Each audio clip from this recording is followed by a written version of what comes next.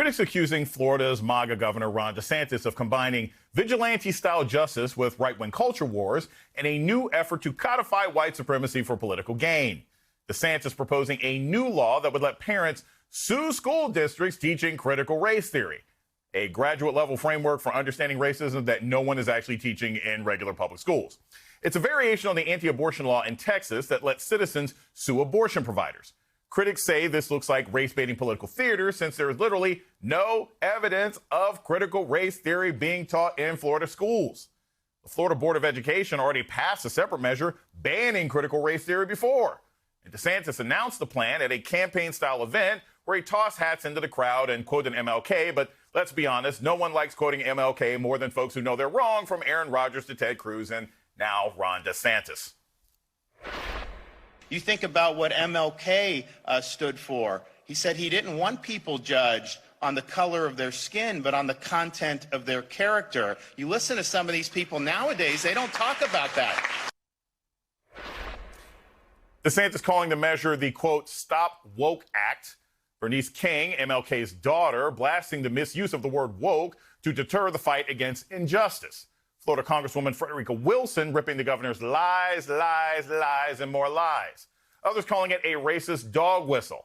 Whatever it is, it's part of a growing right-wing trend, with MAGA making it a campaign issue and 8 states passing anti-CRT laws. DeSantis now raising the stakes with a vigilante solution, as opposed to, say, I don't know, looking out for kids' test scores, graduation rates, or COVID cases. Joining me now is Dr. Nyambi Carter, Associate Professor of Political Science at Howard University. I don't think she teaches critical race theory. And Juanita Tolliver, Democratic strategist and MSNBC contributor. Dr. Carter, I tend to avoid what I think are unnecessary conversations about critical race theory because I don't want to give any oxygen to bad faith actors. But I want to ask you, as an actual educator who's in the classroom and you teach at an HBCU, how many of your incoming freshman students have some deep, intense knowledge of critical race theory? Is it actually something you have ever met a student who understands when they enter the university?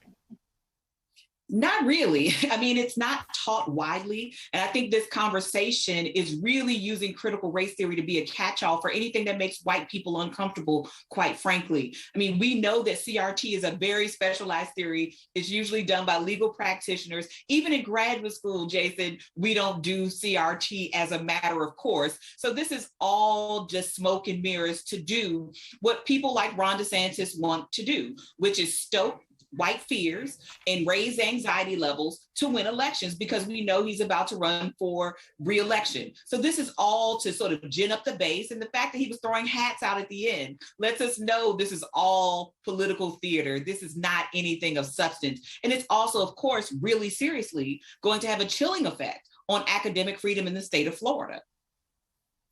Juanita, so they want to introduce this Stop Woke Act, and DeSantis says, hey, you know, critical race theory is being driven by elites. It's being driven by elites. What I want to ask you is, who are these mysterious elites who are driving critical race theory? He says it's corporate elites. He says it's pop culture elites. Last time I checked, and maybe I need to check the airlines, I don't see Dr. Ibram Kendi parachuting into schools and force-feeding kids the 1619 Project. Maybe I've missed that part, right? So who are these elites that they're talking about, or is this just kind of a red herring for black folks who talk too much? You named it, Jason. They don't want to hear the truth. And as the good professor also noted, anything that makes white people uncomfortable is what they're going to latch onto. So you better believe that racist people and parents in Florida are going to be suing every school, every teacher, every school district that they possibly can without basis, without evidence, because this entire charade has been happening without evidence. I think it's also evident that the Republicans look at Glenn Youngkin's victory in Virginia and are like, that's our playbook. We can spread another lie that we know is going to resonate with white voters, and even in some cases, welcome them back to the GOP, because what we saw in Virginia was 57% of white women voting for Youngkin. That's a 13-point swing back to the GOP after they lost so many women under Trump's reign and during the 2018 midterms. They are now coming back to the party because they see this and they're like, oh, well, I need to protect my child, when in reality, they are just embracing a new form of white supremacy and racism. Ms. Tolliver, we're going to stay in Virginia for a little bit because, you know, it's a nice state. There's a recent NPR article saying that exit polling shows that voters were backing Youngkin on education issues. Call me a skeptic. You know, I have family in Virginia. I spend time there, University of Virginia alumni. I don't think education is what was actually driving white women to Youngkin. I think what was driving white women and many voters to Youngkin, and again, he only won by 2% of the vote, is the fact that he was running against Terry McAuliffe and the fact that he had a more optimistic campaign. Do you actually think from a campaign standpoint that critical race theory as its own actual issue is driving people, or is it just the same thing as gay marriage or something else like that? It's a cover for bigots to vote for whatever they were going to vote for anyway. It is a cover, but it still is a welcome mat, because when he framed it as parents' rights, that's when they started to tap in. They should say, I should have a say in what my child is learning. I should have a say in what books they're reading. No, let's be real. Very few parents are at their PTA meeting. But on top of what you mentioned as far as Youngkin competing against McAuliffe, imagine if Youngkin was up against Jennifer McClellan or Jennifer Carroll Foy, one of the two Black women who competed in the Virginia primary. Imagine how their response to calling it out for racism for what it was would have landed with those same suburban voters who seem to be persuadable in this election. Imagine how that would have landed. So when Democrats are thinking of their response to this, it goes beyond just calling it out for racism, but it goes into running a different type of candidate who can not only spot it in real time, but can respond with their own personal reality of how this impacts them. So, Dr. Carter, we're heading right back to Florida here. I'm curious as to what you think could be the long-term implications of what DeSantis is pushing here. Because the idea that you can sue a public school because you're unhappy with something they may be teaching, I mean, that's just going to trickle upstream. I mean, that's going to happen. I mean, what concerns me is not just that these lawsuits could be happening in your local public schools, but also that you're going to have some kid, you know, backed by Fox News or some right-wing organization that decides they want to go to FAMU and then sue all the political science department there for teaching critical race theory. Do you think there's a chance that we could see this creep up the river and therefore becomes attacked all throughout public schools throughout the state of Florida?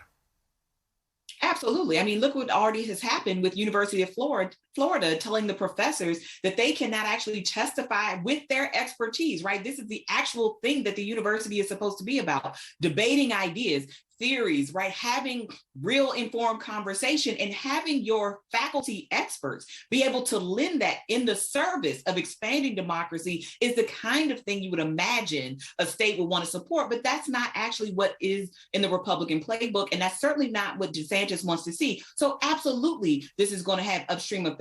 This is also the same man who said he wanted to have a civilian force that he would be in charge of, right? As a sort of second army, if you will. So this is absolutely dangerous. I mean, we can sort of make light of it and we can crack jokes about it, but this is absolutely central. And honestly, the people of Florida need to be paying attention to this as well, because while it may score you some political points, the brain drain that happens as a result of this kind of incursion on academic freedom and intellectualism is horrible. And I will also add, are we going to extend qualified immunity to teachers in the same way as we do police officers? Because I guarantee you, nobody has died because of something that was taught in their public school classroom.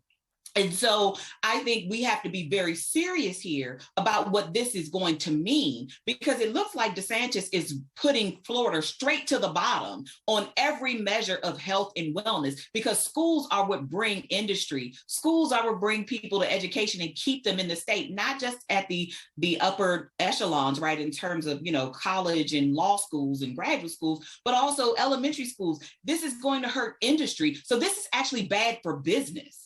Right? It may be good short term for gain, but this is going to be bad for business. And it looks like DeSantis wants to run this state right into the ground, and he may have a lot of help going there.